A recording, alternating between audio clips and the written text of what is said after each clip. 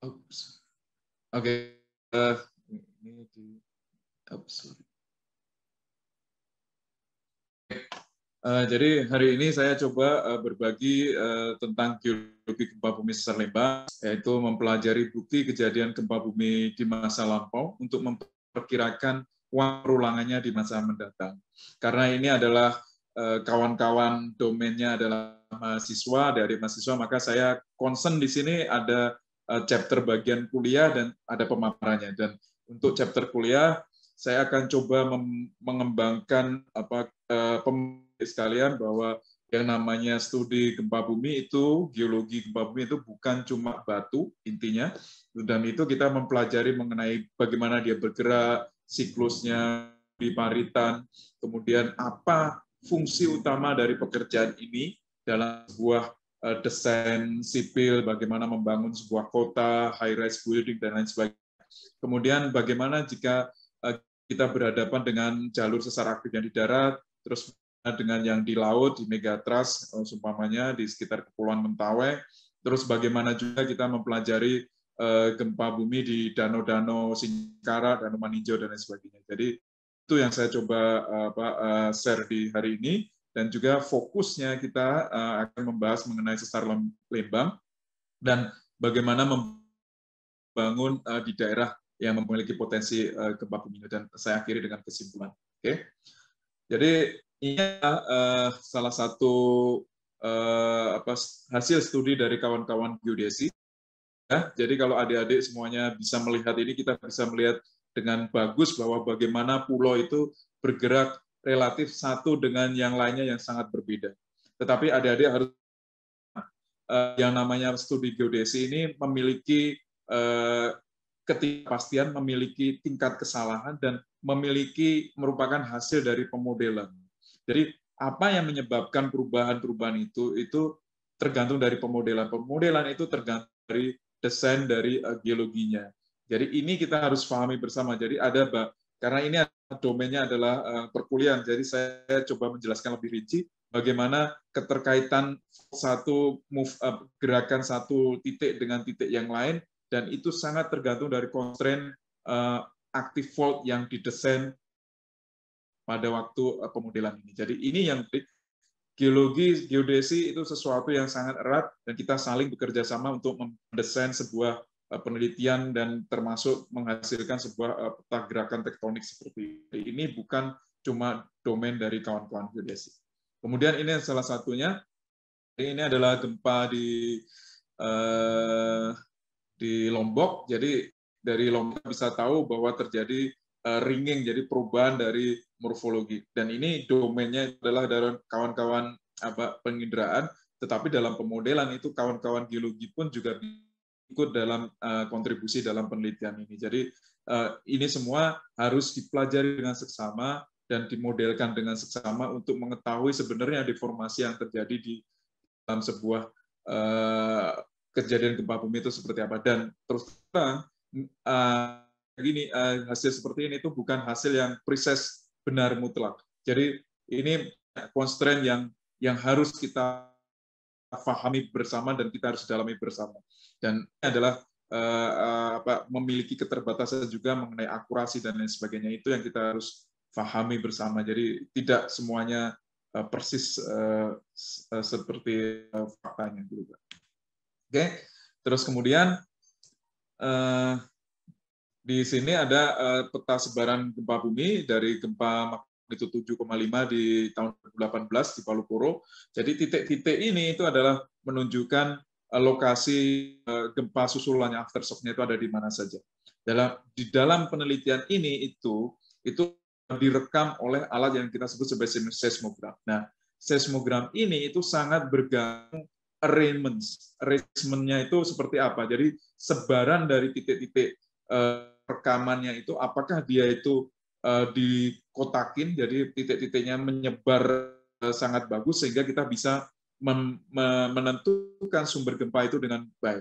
Dan itu juga tergantung juga dengan besar magnitudenya. Semakin kecil itu yang bisa merekam seismogramnya itu berada di dekat dari sumber gempanya itu. Dan itu sangat dari arrangement dari seismogram yang ada. Jadi adik-adik sekalian harus paham benar ketika kita mendapatkan data semacam ini, kita harus melihat data yang digunakannya itu dari rekaman seismogram yang di sebelah mana. Apakah titik-titiknya itu benar-benar bisa mengcloser atau menutupi seluruh wilayah di sini, ataukah dia berat salah satunya, berat di salah satu bagian. Jadi itu yang harus kita pahami bersama. Jadi suatu titik epicenter gempa bumi itu bisa memiliki ketidakakuratan yang besar, dan ada juga yang memiliki keakuratan yang sangat rinci. Dalam artian kita bisa mempercayai sumber gempa itu dengan presisi dengan baik. Dan ini yang kita harus pahami bersama. Dan adik-adik di tatanan penelitian, di tatanan kuliah itu harus paham betul constraint semacam ini, ketidakpastian semacam ini harus paham semua. Oke. Kemudian ini adalah salah satu contoh yang di Palu Koro. Jadi ringingnya luar biasa, jelas banget di sini. Apalagi di daerah Palu, di sini kita melihat adanya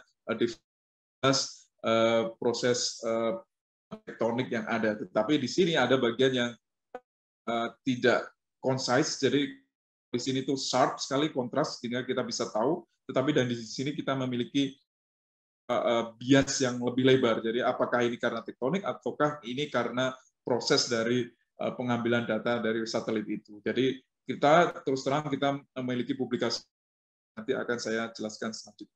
Oke, jadi penelitian atau patahan aktif, studi sesar atau patahan aktif ini adalah kita concern sesar-sesar yang dia terbukti bergerak pada kurun waktu 11.000 tahun. Jadi ini yang kita definisikan sebagai sesar aktif atau di masa Holocene. Jadi sesar ada banyak, tetapi apakah sesar itu masih bergerak hingga kurun waktu 11.000 tahun yang lalu, itu yang kita harus concern, kita pelajari. Dengan asumsi bahwa 11.000 tahun yang lalu bisa terjadi di masa yang akan datang. Itu. Oke, jadi ini adalah contoh adik-adik sekalian. Jadi ini perhatikan, ini hal simpel, mungkin adik-adik sudah banyak yang paham. Ini adalah foto sebelum kejadian gempa bumi di Himalaya oleh Profesor Taponi Francis Tio. Jadi ini perhatikan, di sini ada punggungan, kemudian di sini ada lembah, sungai di lembah. Ketika terjadi gempa, dia robek dengan tiba-tiba, kemudian dia menghasilkan gelombang yang menyebar ke segala arah.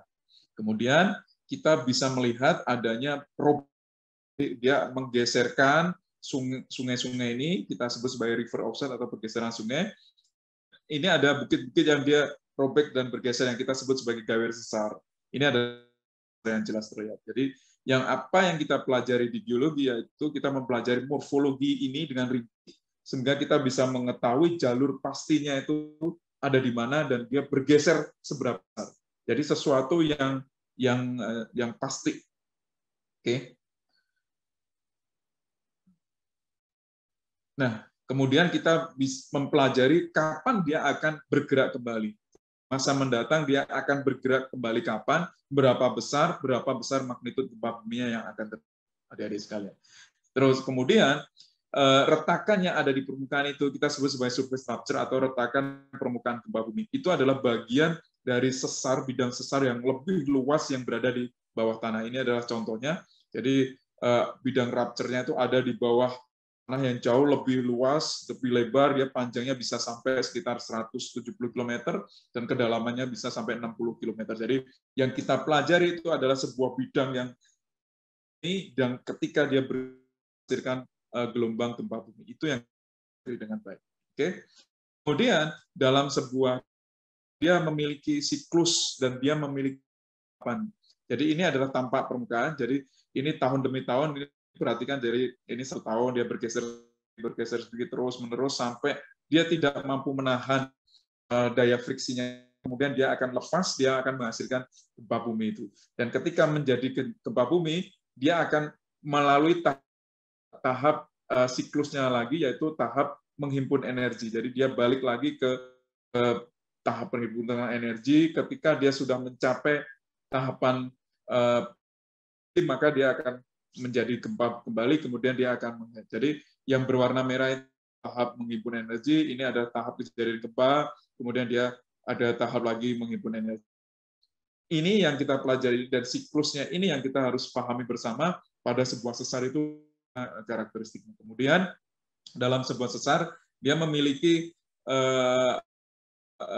nilai, katakanlah dia mampu menghasilkan pergeseran di angka tertentu, maka itu equal dengan kejadian momen magnitudo gempa bumi yang dihasilkannya. Itu adalah angka yang bisa dekati sehingga kita bisa mengetahui potensi sebuah sesar itu menghasilkan itu gempa bumi berapa.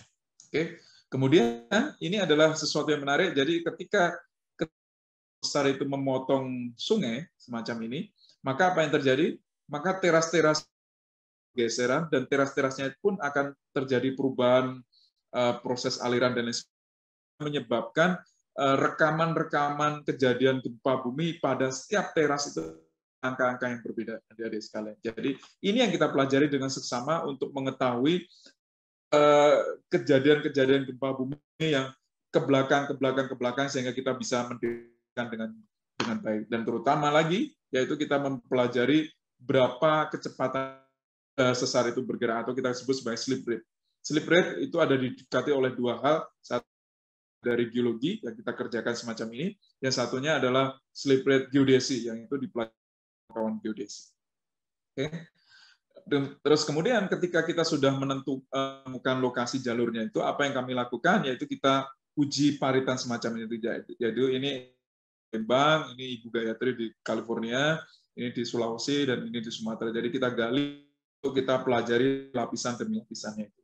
Ini kita lakukan, kita sebagai party, yaitu kita mendeskripsikan setiap lapisan demi lapisan, kemudian kita berikan identitas lapisan itu dengan angka 100, 200, 300, dan ketika di angka 100, lapisan 100 itu kita menemukan satu lapisan-lapisan tertentu, maka bahkan dia sebagai 101, 102, 103, dan lain sebagainya. Jadi kita pelajari sama lapisan-lapisan itu untuk menemukan lapisan kunci yang menentukan kejadian gempa bumi. Kemudian penelitian gempa bumi ini yaitu kita surface rupture atau retakan permukaan gempa bumi atau sumber sesar aktif itu. Jadi lokasi ini lokasi pasti di mana sumber gempa bumi itu terjadi.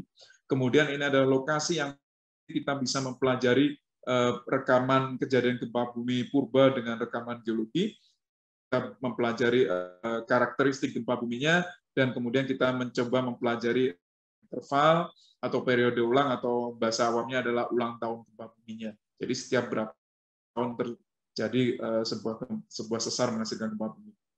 Dan ini adalah satu yang saya headline. Jadi sesar itu bukan sesuatu tebak-tebak dan kira-kira, ini sesuatu yang pasti. Jadi kita harus bisa membuktikan secara jelas jalur sesar aktifnya itu ada di mana dan buktinya itu apa. Itu yang saya garis sekalian, bukan lagi saat ini tuh sesar itu kira-kira sebelah sini, bukan sesuatu yang lebih jelas. Sesarnya itu ada di sini, presisi, jalurnya semacam ini, buktinya itu harus kita sampai kepada tahapan. Oke. Kemudian ini saya coba jelaskan apa sih sebenarnya manfaat dari penelitian ini. Jadi ini ya, jadi adik-adik sekalian bisa perhatikan di sini ada warna-warna yang menunjukkan goncangan gempa bumi yang ada di Indonesia ini. Jadi angka-angka ini dua pendekatan, satu yang kita sebut sebagai probabilistik, yaitu berdasarkan dari sumber-sumber gempa itu dikumpulkan kemudian dihitung kira-kira potensi statistiknya seperti apa. Ini yang beda, ini statistiknya. Kalau kita statistik, jadi ketika sumber gempa buminya itu udah jelas di lokasi tertentu, maka kita definisikan dengan baik sehingga kita bisa memodelkan dengan baik ancaman dari tertentu itu terhadap kota-kota besar atau pembangunan yang sangat berisiko tinggi. Jadi ini dari kawan geologi, arkeologi, kita memberikan input parameter sumber sesar aktifnya, kemudian dari sini kemudian dihitung oleh kawan-kawan seismologi, geofisika, dan kawan-kawan sipil, kemudian dihitung di kecepatan di batuan dasar, sampai ke bangunan di permukaan itu dihitung PGA-nya dalam space-nya itu seberapa besar, sehingga angka ini itu yang digunakan untuk kawan-kawan sipil untuk bangunan-bangunan. Jadi kalau kita memiliki bangunan semacam bendungan, kemudian pencakar langit, kemudian jembatan dengan jarak yang panjang dan lain sebagainya, itu semuanya perlu pendesainan khusus, dan input parameter ini adalah sesuatu yang sangat harus dilakukan, dan ketika itu jelek maka mendesainnya pun juga akan jelek, bisa underestimate dari perkiraan. Jadi, dan jika kita meneliti dengan arkeologi dengan bisa mendekati sumber kecepatan gempa bumi itu jauh lebih baik, jadi daripada probabilistik. Oke. Kemudian ini adalah jadi ketika si fault itu kita sudah definisikan, kemudian jaraknya di mana, kemudian kita bisa hitung besar kemungkinan goncangan yang akan dihadapi. Oke, ini adalah contoh di Amerika dengan sistem fault line-nya itu dimodelkan secara semacam ini, dan ini warnanya itu sama semua, masih seragam, jadi ini sumber-sumber fault-nya ada di mana, kemudian arah deep strike-nya dan lain sebagainya. Dan ini kita sudah memasukkan parameter kecepatan slip, mana yang gempa yang sangat potensial terjadi terus-menerus, kemudian jarang, kemudian gempa yang terakhir terjadi sebelah mana, sehingga kita bisa memodelkan dengan precise time dependent gempa sesar tertentu ini akan terjadi kapan lagi, dan kalau kita mendesain sebuah bangunan, katakanlah umur bangunan adalah 100 tahun, sedangkan siklus gempa buminya 100 tahun, maka rasanya kita bisa mengurangi beban yang kita desain untuk bangunan tersebut. Oke, kemudian dari angka ini kita bisa memodelkan jadi sebaran background seismisitas dari wilayah itu seperti apa, sehingga kita bisa membangun dengan aman. Oke. Dan ini permasalahannya, dari masalahan utama dalam penelitian geologi gempa bumi itu adalah di mana jalur sesar aktifnya itu. Jalur sesar aktifnya itu ada didekati oleh dua. Satu adalah ketika setelah kejadian gempa bumi. Jadi ketika dia setelah terjadi gempa bumi, kita akan bisa melihat dengan jelas rupture-nya ada di mana. Kemudian yang satunya adalah yang belum terjadi gempa bumi. Ini sesuatu yang susah. Jadi ini harus didekati dengan pendekatan-pendekatan yang adalah menggunakan data LIDAR. Jadi ada pesawat, dia menembakkan sinar laser.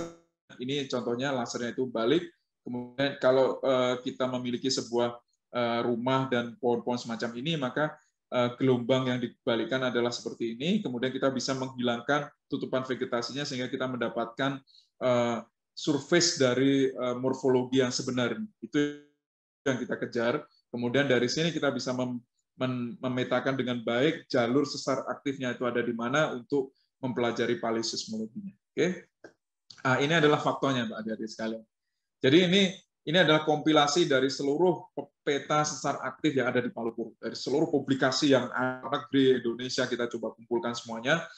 Ini adalah jalur sesar aktif sesarnya, adik-adik sekalian. Jadi kalau sesarnya semacam ini, pertanyaannya adalah sesar yang benar-benar aktif yang sebelah mana? Ini adalah pertanyaan yang gampang, tetapi untuk menjawabnya itu susah. Jadi semacam ini jelas sekali, ini banyak banget. Ini ada publikasi dari Bellier, dari PSG, dari seismotektonik, dan lain sebagainya. Ini luar biasa rumitnya. Dan ini kalau saya zoom in semacam ini, jadi ada sesar yang di sebelah sini, ada yang sini, memotong dan sebagainya. Jadi saya coba jelaskan lebih rinci apa yang membatasi dari publikasi-publikasi itu, sehingga kita bisa bilang bahwa sesar ini itu overestimate terhadap hasil publikasi yang ini dan yang ini selanjutnya, gitu, adik sekalian. Oke, jadi ini adalah di Palu-Koro. Di Palu-Koro, jadi kita menggunakan data IPSAR. Ini bagian dari disertasi S3 saya, adik-adik sekalian. Jadi ini perhatikan, ini lokasinya tepatnya di sini, di Muara Saluki. Dan di sini ini perhatikan, ini ada Sungai Muara Saluki dan dia bergeser ke kiri. Jadi potong, kemudian kita balikan ke kondisi semula, maka kita bisa tahu bahwa Sungai Saluki ini sudah bergeser sekitar 510 meter sinistral. Jadi dia bergerak. Kemudian dari sini kemudian kita garisnya itu ada di sebelah mana. Kemudian kita bisa petakan dengan baik bahwa Muara Saluki dia sampai di lokasi ini, adik-adik sekalian. Oke. Kemudian apa yang kami lakukan? Kita coba gali di Palu ini di Sulawesi, kita gali, kemudian kita pelajari dengan seksama. Jadi kita ambil satu sampel semacam ini, sebesar ini, warna kecil ini, kita ambil arangnya itu, kita kirim ke beta analitik di Florida, kemudian kita bisa tahu umur dari karbon ini yang mencerminkan dari umur dari lapisan. Dan kita lakukan di Florida itu kita sebut sebagai AMS, accelerometer spectrometry. Jadi alat ini bisa menghitung umur ini dengan sampel yang ukurannya itu sangat kecil.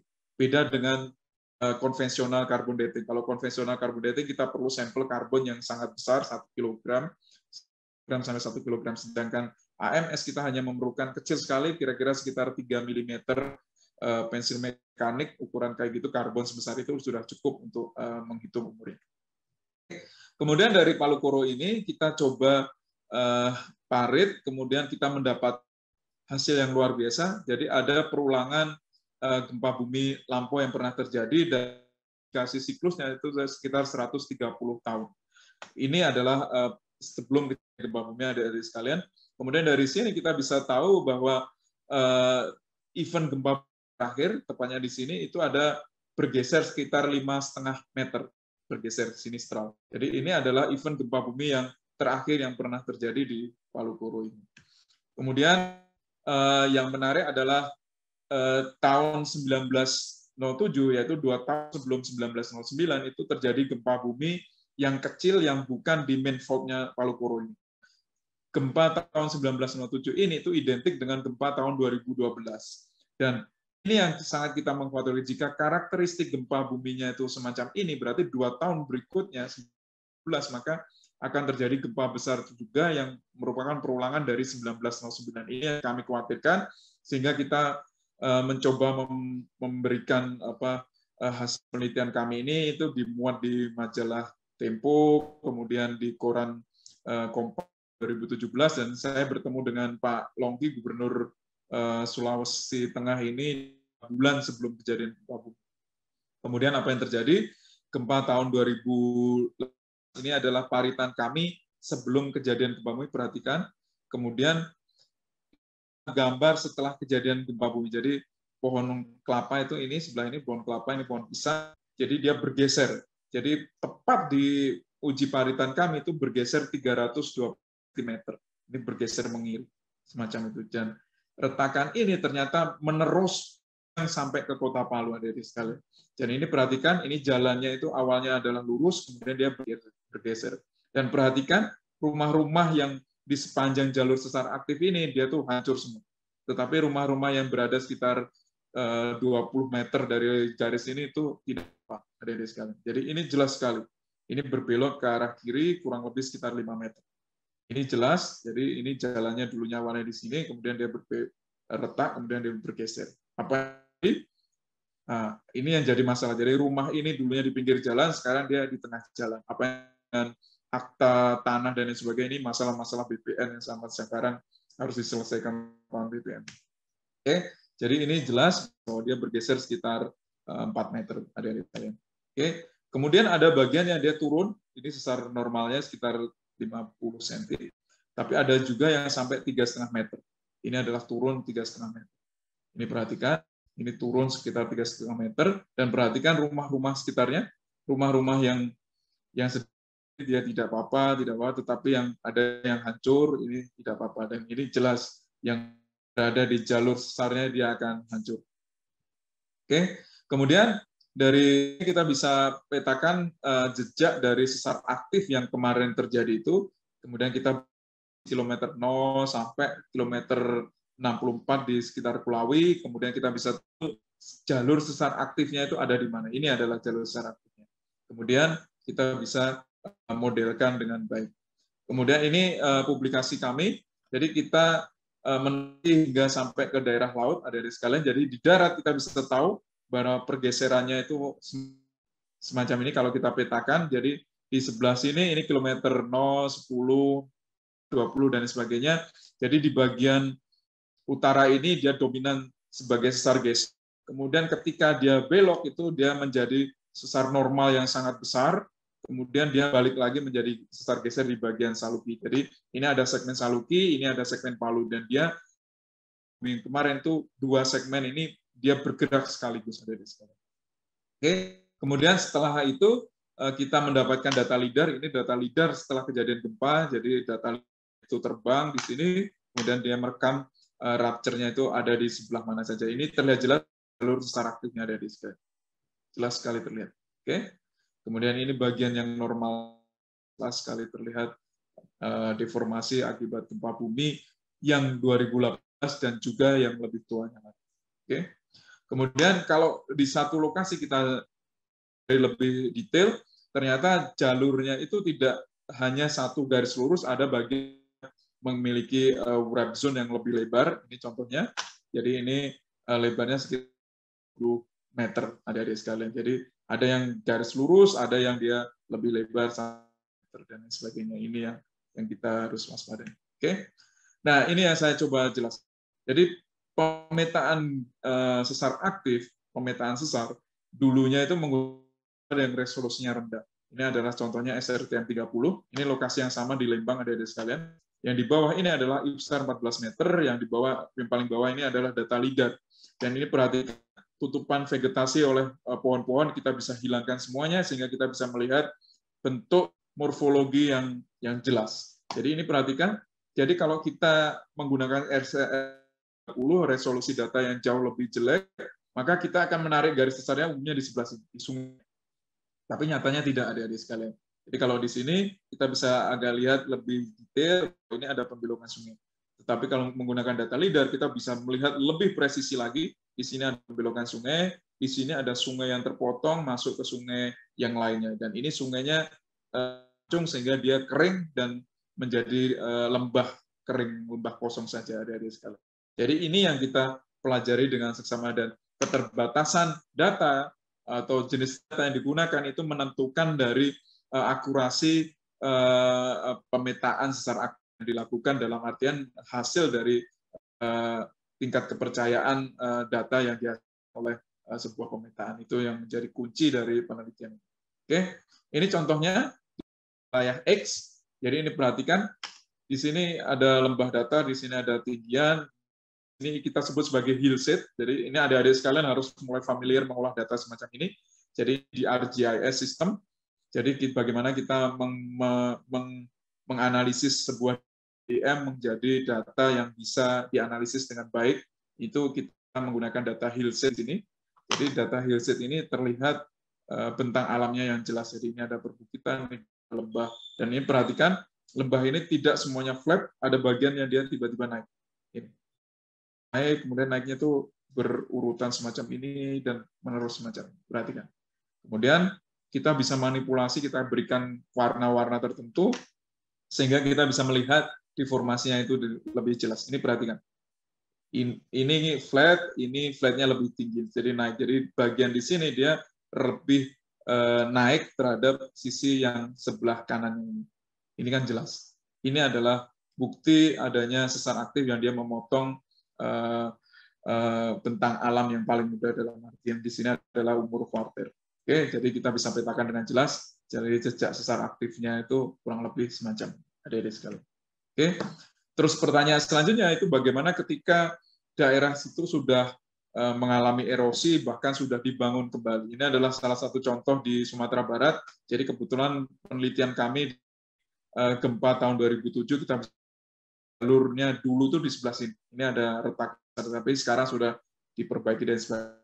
Kemudian kita coba menggunakan dua alat geofisika. Ini yang sebelah kiri itu kita sebut sebagai geolistrik, yang sebelah kanan itu kita sebut sebagai LIDAR.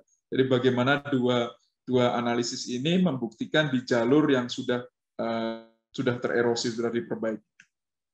Ini adalah contohnya. Jadi kita menggunakan data geolistrik R18 IP8 112 elektroda.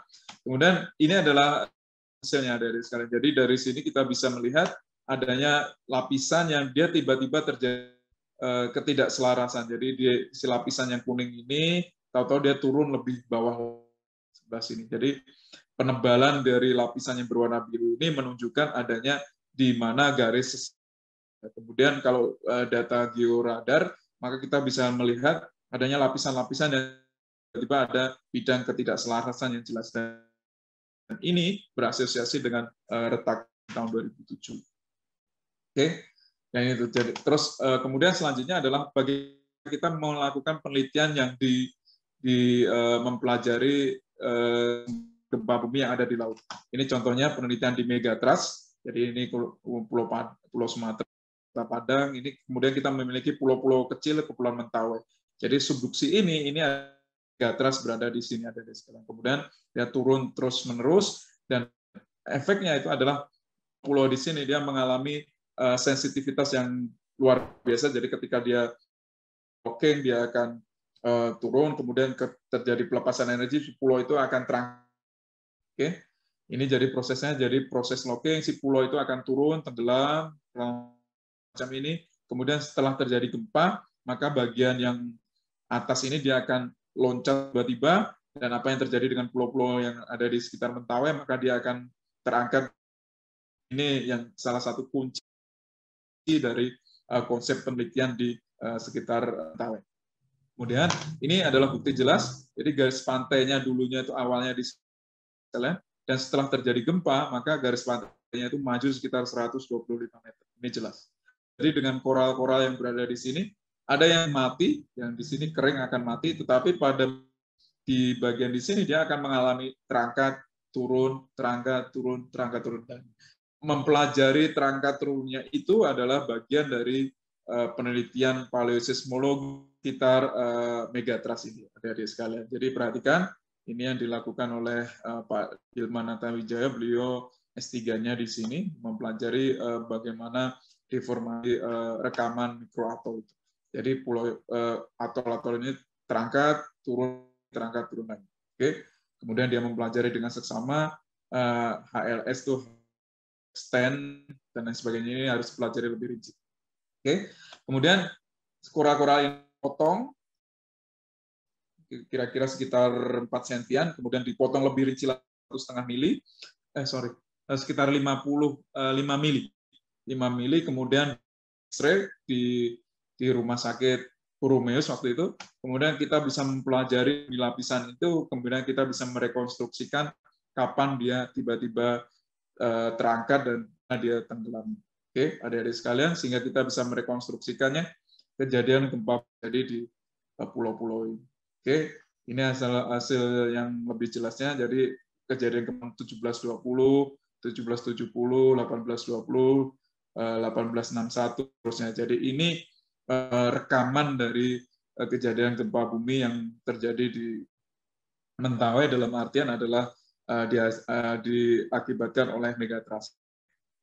Jadi ini luar biasa penelitian ini. Jadi kita tidak bisa menggunakan satu titik, kita harus mempelajari di seluruh wilayah garis pantai di Kepulauan Mentawai, sehingga kita bisa mempelajari bagian mana yang dia bergerak, bagian mana yang dia tidak. Kita bisa memodelkan kira-kira besar magnitudo gempa buminya yang di bumi itu adalah berapa.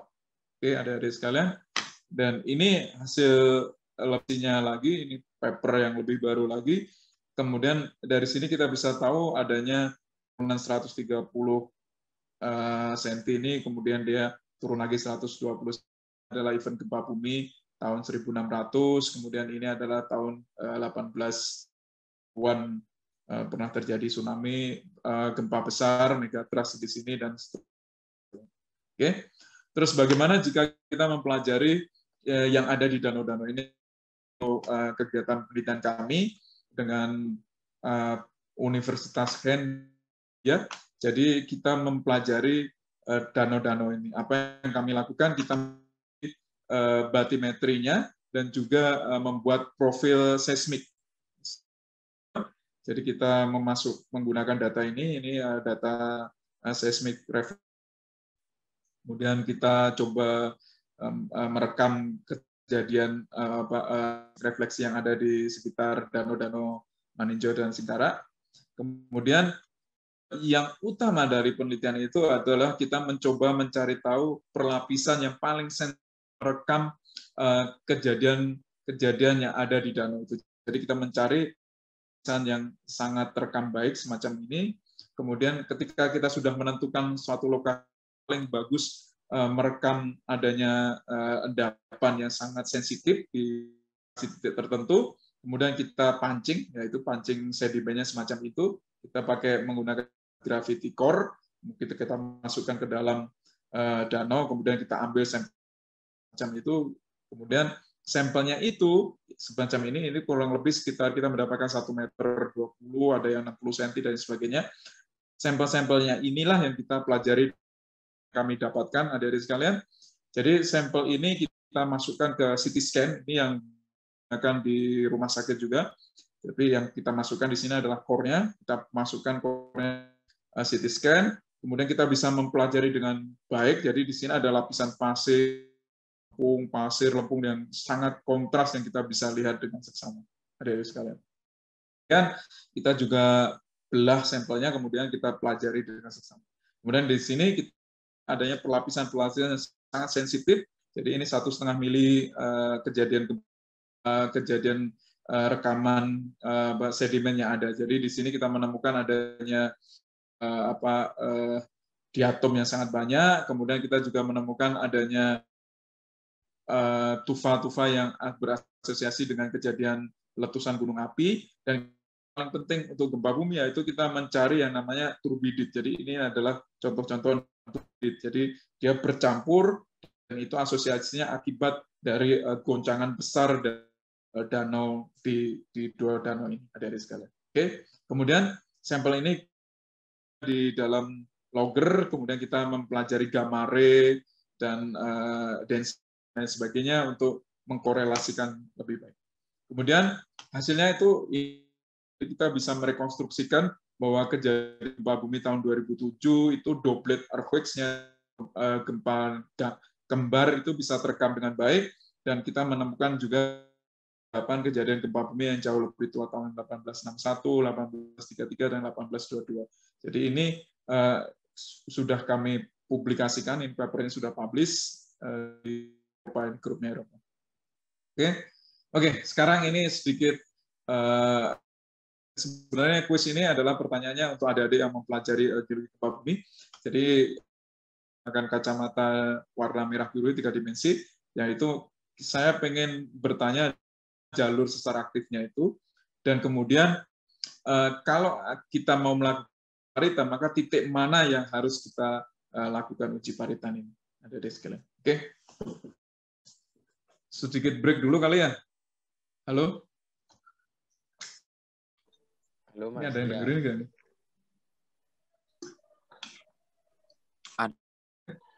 Ada yang dengerin?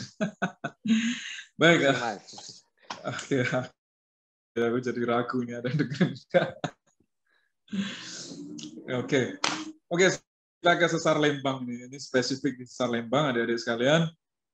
Jadi kita pelajari bentang alam dari Jawa Barat ini, adik-adik sekalian. Ini tanya kita menggunakan data SRTM 30. Kemudian yang berwarna kuning itu adalah gempa bumi oleh Visser dan Wigman, itu Belanda yang mempelajari gempa bumi yang pernah terjadi di sekitar Jawa Barat ini. Jadi ini lokasinya. Jadi tahun 1699 itu sekitar Bogor, tahun 1900 itu sekitar Sukabumi dan Cianjur, kemudian tahun 1847 itu sekitar Cirebon. Dan di tengah ini tidak ada adik-adik sekalian. Itu yang kita ingin ketahui lebih seksama.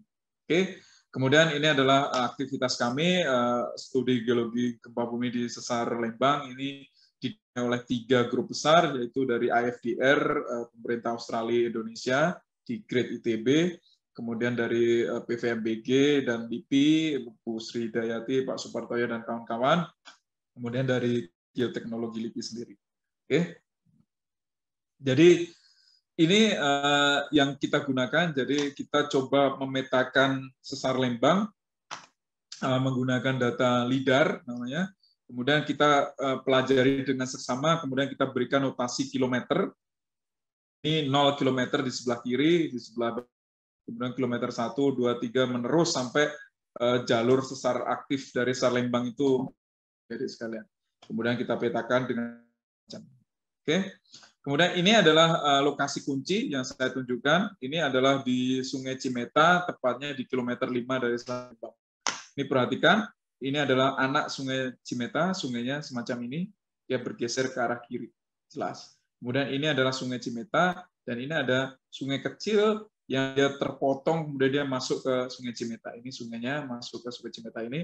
Kemudian sungai yang ini dia kering, atau kita sebut sebagai rivers atau sungai terpenggal. Kemudian ini kita sebut sebagai river offset, kemudian disebut sebagai Vodskap atau gawir sesar. Ini terlihat jelas di garis ini ada di sekarang. Oke, dari lokasi ini kita coba ikuti sesar Lembang itu ada di mana. Saya ikuti di kilometer 1, 2, kemudian sampai di kilometer 0 sekitar jejak itu hilang ada di sekarang. Kemudian kita coba ikutin ke arah timur. Jadi garis sesarnya itu di sini yang tadi saya lihatkan, kemudian dia berbelok ke arah Jambu di sini, kemudian dia ada bagian-bagian yang semacam cabangnya dari sesar Lembang ini di kilometer 8, kemudian di kilometer 11 ini menerus, ini kilometer 11, ini Sungai Cimahi, dia terpotong sampai Ciwaruga, kita memiliki garis yang jelas juga. Kemudian kita memiliki Sungai Cihideng dan seterusnya. Kemudian di sekitar Maribaya, di Sungai Cikapundung kita memiliki gawir sesar juga. Kemudian kita ikuti terus garisnya ini sampai di ini itu Tebing Keraton utaranya. Kemudian kita ikuti jalur masih bisa menemukan. Kemudian di sekitar Batu Lonceng kita sebut sebagai Saterits atau bukit yang dekat karena tekton. Jadi Saterits ini jelas terlihat ada di sekalian, dan ini bahwa sesar Lembang itu masih menerus sampai di kilometer 26. Kemudian kita ikut sampai di kilometer 29, jejak itu tidak terlihat lagi. Kita tidak bisa mengikuti dengan baik aktif Lembang itu ada di sekalian. Oke. Terus kemudian bagaimana dia bergerak? Itu simpel. Jadi jalur ini kita potong, ada di sekalian, kemudian kita rekonstruksikan ulang. Kalau sesarnya semacam ini, sungai awal sungainya, kalau dia bergerak, kita potong, kemudian kita balikkan ke kondisi semula.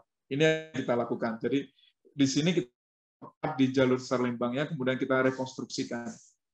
Oke, dari sini kita bisa melihat adanya pergeseran sinistral sekitar 120 meter. Jadi dimulai dari matchingnya Sungai 1, 2, 3, dan seterusnya.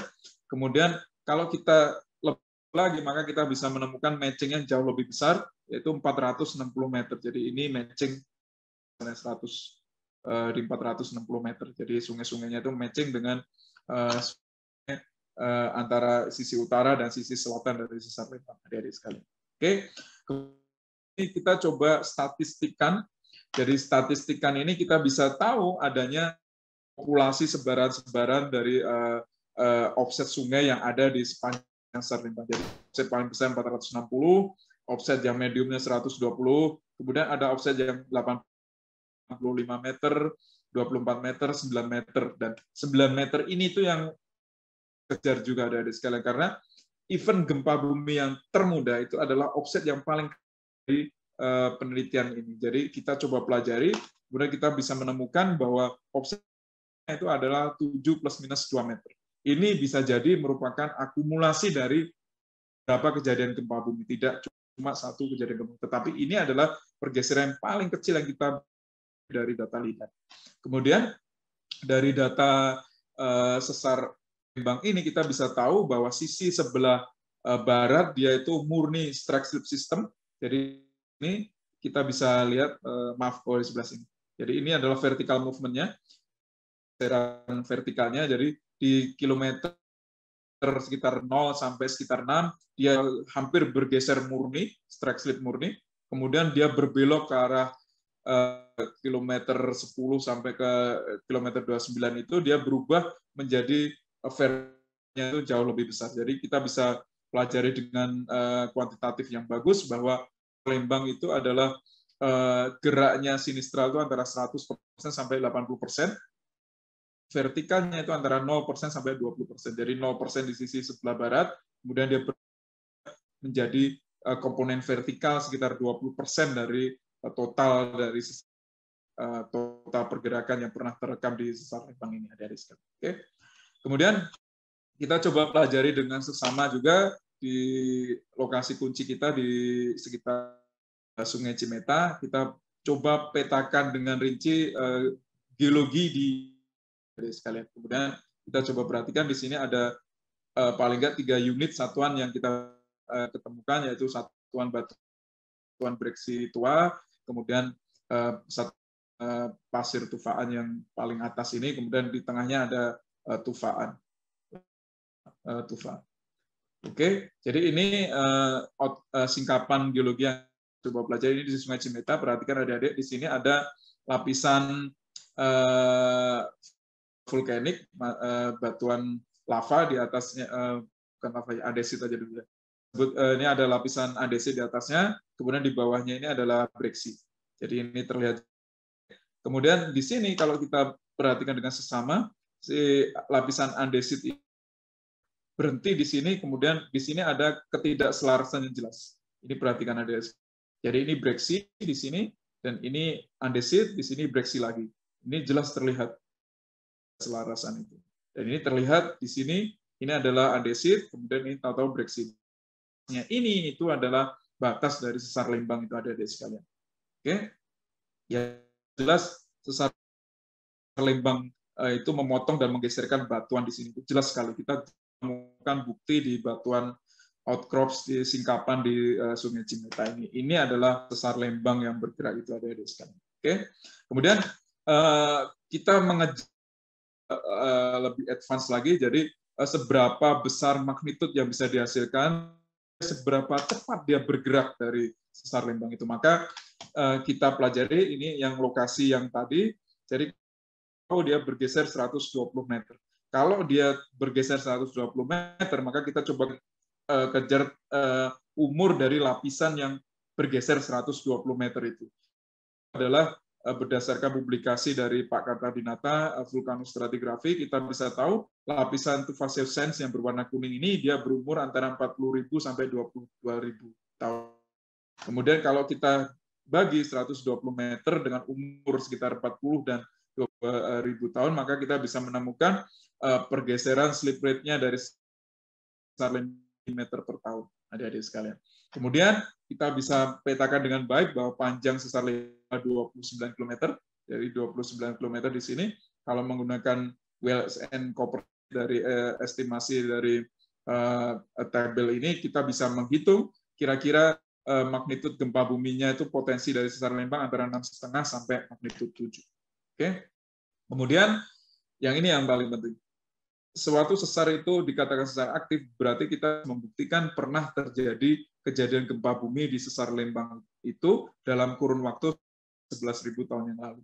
Salah satu yang paling mudah yaitu kita mencari rekaman kejadian gempa bumi ada di sesar lembang itu. Tetapi kita tahu bahwa berdasarkan catatan Wigman dan Fischer Belanda, bahwa di situ tidak pernah terjadi gempa bumi yang besar yang pernah terjadi.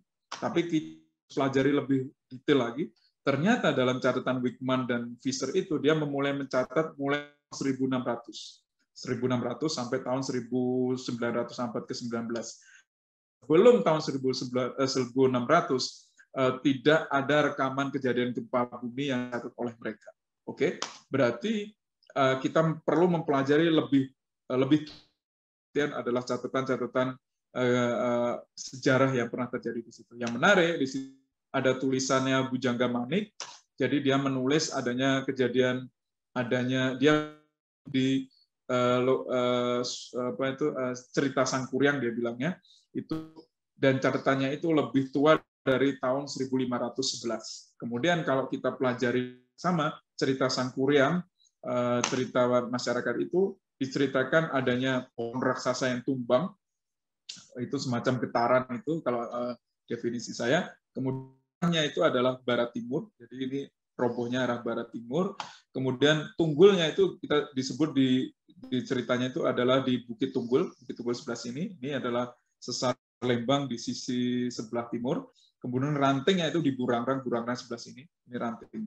Dan kemudian kalau kita lihat di sesar lembang, kita bisa tahu bahwa garis fault line-nya itu yang di sisi Bukit Tunggul ini dia single line, satu garis. Kemudian ketika dia sekitar Burangrang di sekitar Sungai Cimeta ini dia mengalami pembelokan, dan di sini kita memiliki cabang-cabang yang banyak sekali dari retakan sesar lembang di sini. Jadi ini seakan-akan semacam ranting. Jadi cerita ini itu sangat menceritakan kejadian dari survei structure yang ada yang pernah terjadi di sesar lembang itu menurut pendapat. Kemudian di sini danau dalam satu malam. Jadi kita tahu bahwa sisi selatan itu naik terhadap sisi tengah, kemudian ketika dia vertical movement-nya itu 20 terjadi, maka apa yang terjadi? Sungai-sungai yang di sisi utara ini dia akan terbendung tiba-tiba dan dia akan membentuk danau-danau yang instan juga dalam satu malam. Jadi itu sesuatu yang menarik untuk dikaji lebih dalam lagi catatan ini. Kemudian apa yang kami lakukan? Jadi kita melakukan uji paritan di sesar lembang. Jadi di dua tempat. Yang pertama itu adalah di sekitar Batu Lonceng, ada di sekalian di sini di Batu Lonceng. Kita harus tahu semua bahwa di Batu Lonceng ini itu kilometer dari sesar lembang di kilometer 26. Jadi dimulai di batas akhir dari pergeseran dari sesar lembang. Jadi dia merekam pergeseran yang sangat kecil. Tapi di sini sangat bagus karena lokasinya itu yang sangat sempit. Jadi kalau kita gali dengan kemungkinan 15 meter, maka kemungkinan besar kita tidak akan salah. Kita mesti tepat mendapatkan jalan lembang di situ. Adik-adik sekalian. Kemudian apa yang kami lakukan? Kita gali di dua titik, kita grid kotak-kotak semacam ini setiap 50 cm, kemudian kita bersihkan dengan pelan, kuas dan sebagainya, kemudian kita foto, kemudian kita modelkan dengan seksama, kemudian kita definisikan setiap lapisan itu dengan baik, adik-adik sekalian. Kemudian kita bisa tahu bahwa ada deformasi dari lapisan yang terganggu dan ini berasosiasi dengan kejadian gempa bumi pada abad ke-15. Yang itu kita ambil dari karbon yang ada di lapisan di atasnya di sini dan lapisan yang berada di bawahnya. Sehingga kita bisa tahu kejadian deformasi yang berasosiasi dengan kejadian gempa bumi ini kurun waktu antara tahun 1450 sampai tahun 1460 dari kurun waktu adik-adik sekalian. Oke, kemudian kita masih belum puas dengan hasil ini, masih putus-putus dari sesuatu yang tidak precise kita menemukan bukti sesar lembang. Sekalian, apa yang kami lakukan? Jadi kita melakukan uji paritan yang lebih mendekati ke itu di sekitar kilometer sekitar kilometer adik-adik sekalian. Jadi di sini kita menggunakan data geolistrik. Geolistrik kita bisa terbantu jalurnya itu ada di mana. Kemudian kita gali di sini di lokasi uji paritan di sebelah sini, jadi sekitar 10 meter dari main fault-nya. Kemudian kita gali di lokasi ini dan kita mendapatkan ini ada sekalian. Jadi kalau kita pelajari ini ada 100, unit 500, unit 600, unit 700. Jadi unit 600 ini itu harusnya dia normal semacam apa yang kita dapatkan di sini dia mengalami ketidakselarasan dan dia bergeser. Ini jelas akibat aktivitas dari sesar lembang ini ada sekalian. Kalau kita hitung pergeserannya ini vertikal sekitar 10 cm. Sisi ini sebelah sisi selatan. Jadi sisi selatan dia naik terhadap sisi kurang lebih sekitar 40 cm. Ada sekalian. Ini bukti yang paling bagus dari kejadian gempa bumi. Kemudian kita ambil umur dari unit 400 ini, kemudian kita dating dan umurnya itu adalah 60 sebelum Masehi ada sekalian. Jadi tua tetapi masih masuk dalam kurun waktu 11.000 tahun yang lalu. Dalam artian dia secara klasifikasi dia precise bahwa sesar lembang aktif. Oke. Kemudian dari hasil penelitian ini kawan-kawan BMKG dia memodelkan dengan estimasi input parameter kejadian berdasarkan hasil penelitian ini. Adik-adik sekalian. Kemudian dia memodelkan jika magnitudo gempa yang terjadi di sesar lembang itu adalah 6, maka goncangan yang menyebar ke segala arah ini kurang lebih semacam ini. Jadi MMI antara 7 sampai 8 di sekitar Kodia Bandung, Kota Bandung, Kabupaten Bandung, kemudian Kota Cimahi, kemudian sampai Purwakarta sedikit dan juga di daerah Subang adik-adik sekalian. Jadi ini jelas goncangannya dia akan menyebar semacam ini adik-adik sekalian. Oke. Nah, ini adalah spesial concern saya mencoba menjelaskan bahwa sesar itu bukan sesuatu yang kita harus tinggalkan. Tetap kita bisa membangun dengan memperbaiki kaidah konstruksi gempa bumi yang baik. Oke, ini adalah salah satu contoh di Amerika. Jadi perhatikan jembatan layang, kemudian dilatasi jembatan layang ini itu mengikuti dari garis sesar. Apa yang terjadi ke gempa, maka yang hancur itu adalah bagian-bagian tertentu saja. Jadi tidak seluruh jembatan layang itu roboh. Jadi bagian tertentu aja yang hancur, dan tentunya kita harus memperbaiki di sini, dan pun jauh lebih murah daripada seluruh bangunan itu akan hancur. Adik-adik sekalian. Ini adalah salah satu aplikasi di dalam konstruksi sipil. Adik-adik sekalian. Ini salah satu contoh Chichi Fault, gempa di Taiwan. Perhatikan, ini jembatannya, kemudian dia roboh karena pengangkatan dari gempa bumi tahun 99. Jadi awalnya sungainya itu satu, dan setelah terjadi gempa bumi dia terangkat, dan jembatan ini tepat memotong di jalur sesar aktifnya. Apa yang terjadi? Dia akan roboh. Kemudian perhatikan di sini ada ini bendungannya, ini harusnya dia rata lurus semacam ini, tapi bagian di sini dia turun ke bawah. Ini perhatikan. Oke. Kemudian ini contoh di Turki, gempa besar tahun 99. Besar aktifnya itu adalah di sebelah sini, ada destra. Perhatikan, ini kan ada offsetnya jelas terlihat, dia dekstra. Ini juga dekstra terlihat. Ini adalah apartemen, ada destra.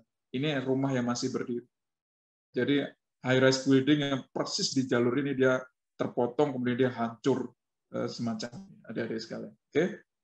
Kemudian jalur surface rupture atau jalur aktif itu tidak bisa dibangun, tetapi kita menghindarinya itu tidak jauh, adik-adik sekalian. Jadi mengikuti aturan di Amerika dan di New Zealand, jadi jaraknya itu sekitar 20 meter dari sesar aktifnya yang pasti itu, maka daerah itu insya Allah sudah aman untuk dibangun. Jadi tidak perlu menghindari sampai puluhan kilometer. Oke, ini adalah contoh Palu Koro. Jadi setelah gempa tahun 2018 kita bisa petakan garis merah ini. Ini adalah sesar aktif Palu Koro yang jelas aktif sampai saat ini. Jalur ini yang tidak boleh dibangun lagi dalam koridor 10 meter kiri kanan. Jadi 20 tidak boleh dibangun sama sekali untuk bangunan beresur, rumah tinggal itu tidak boleh, tapi untuk pertanian, untuk jogging track itu tidak ada masalah. Ini adalah salah satu contoh. Jadi tidak boleh memanfaatkan ruang untuk pembangunan kembali, pembangunan baru pada patahan aktif Palu Koro. Ini jelas di jalurnya, adik-adik sekalian. Oke.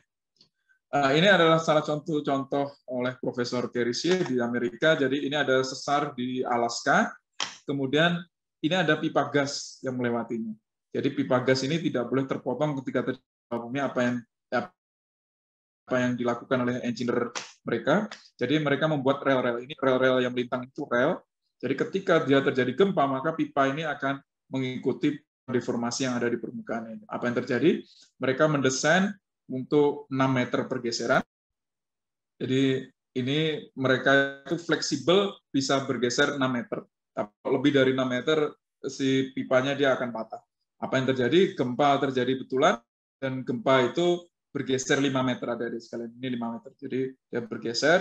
Jadi awalnya itu di sini pipanya, kemudian karena deformasi jadi dia bergeser ke arah kiri. Jadi si pipanya itu tetap aman ketika terjadi gempa besar itu, ada di sekalian. Ini adalah satu contoh yang berhasil. Oke. Ini contoh yang buruk juga di Pulau Nias. Jadi kita tahu bahwa setelah terjadi gempa, maka pulau itu akan terangkat, dan dia garis pantainya bisa maju sampai ratusan meter. Apa yang terjadi dengan investasi pembuatan lembaga semacam ini? Maka dia akan kering dan dia tidak bisa berfungsi sama sekali. Jadi ini adalah salah satu concern kita membangun bangunan sekitar Kepulauan Mentawai, maka kita harus perhatikan betul bahwa deformasi itu sesuatu yang nyata, dan kita harus mendesain berapa umurnya dan berapa rencana pembangunannya dan lain sebagainya. Oke. Ini contoh bagus di Kobe, jadi Kobe dan di Chichi di Taiwan. Jadi di sesar aktif itu sumber gempa buminya terlihat jelas, kemudian rupture-nya itu diawetkan, kemudian digunakan sebagai museum, adik-adik sekalian. Jadi museum ini untuk edukasi masyarakat sehingga kita tahu semua bahwa kenapa kita tidak boleh membangun di jalur sesar aktif. Ini adalah sesar aktifnya jelas terlihat.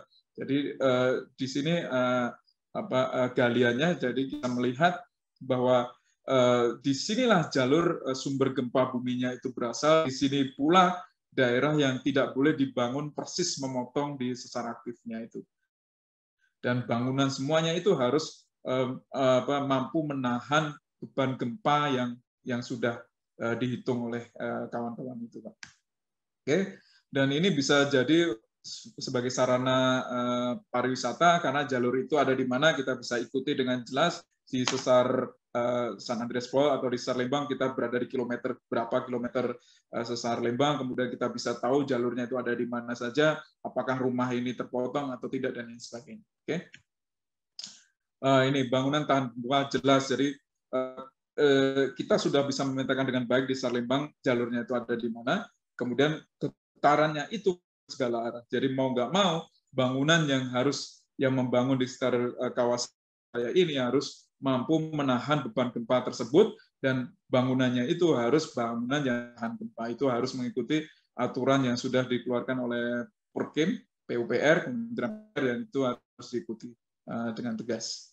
Oke, ini adalah salah satu contoh lain. Jadi ketika gempa itu sudah kita definisikan dengan baik, maka bagaimana bisa mengenerate tsunami? Itu kawan-kawan kelautan itu yang menghitung berapa besar kawan-kawan oceanografi. Jadi ketika gempa itu terjadi, goncangan deformasi itu di sebuah sesar tertentu, maka dia akan menyebabkan gelombang tsunami seberapa besar sampai melanda ke garis pantai itu seberapa tinggi dan berapa lama waktu yang diperlukan. Kawan tersendiri, keahlian tersendiri juga yang membahas mengenai hal itu. Oke, mungkin yang bisa saya sampaikan pada pertemuan sekarang. Jadi secara kesimpulan, sesar Lembang 29 km, kecepatan pergeserannya itu adalah sekitar 3 mm per tahun, lebih presisi yaitu 1,95 sampai 3,45 mm per tahun, itu dari aplikasi saya. Kemudian siklus gempa buminya itu antara 170 sampai 6 tahun. Gempa bumi yang pernah terjadi terakhir itu pada abad ke-15. Kemudian sampai saat ini abad ke-15 sampai saat ini sudah 560 tahun belum terjadi gempa. Kemudian ada yang menarik, jadi ada dua gempa tahun 2011 tahun 2011, yaitu di Muril di sebelah sini dan di sekitar Palintang di sebelah sini ada di sekalian. Jadi ini di dua ujung dari sesar Lembang. Kemudian dari kesimpulan ini kita bisa tahu bahwa 560 tahun itu sudah masuk dalam siklus waktu pelepasan energi gempa buminya, itu antara 170 sampai 670 tahun. Dengan kata lain, bahwa sesar Lembang itu berada pada akhir masa siklus gempa buminya. Bisa terjadi besok, bisa terjadi 100 tahun yang akan datang. Kita tidak tahu pastinya kapan akan terjadi. Itu saja yang bisa saya sampaikan. Terima kasih atas perhatiannya. Assalamualaikum warahmatullahi wabarakatuh.